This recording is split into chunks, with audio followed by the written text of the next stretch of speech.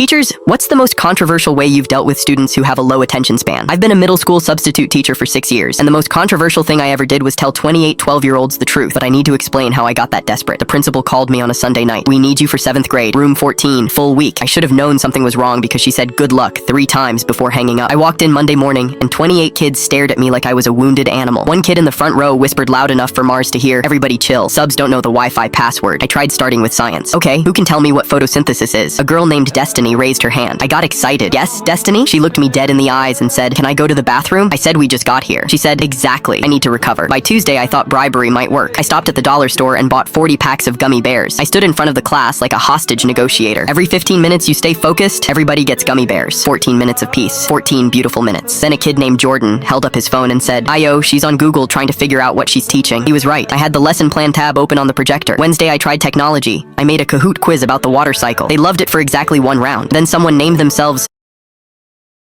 something so inappropriate that the principal got an automatic notification.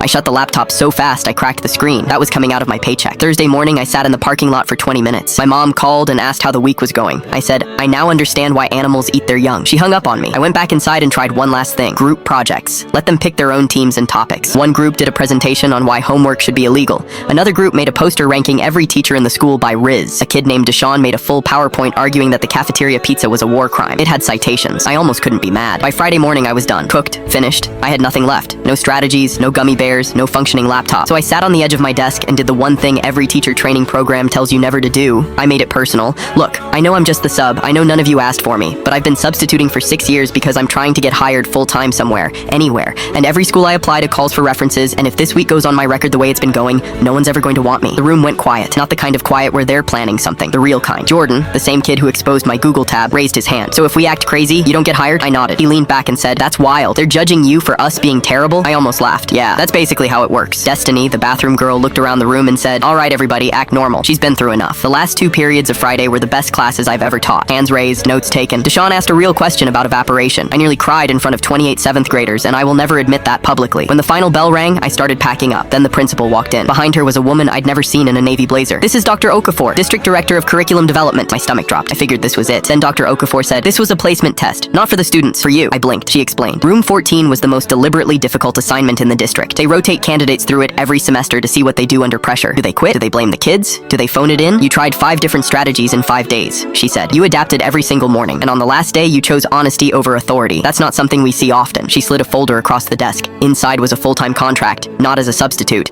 as a lead teacher and student engagement specialist for the entire district. I stared at it for a long time. Then I looked up and said the only thing that felt right. "Does this come with the Wi-Fi?"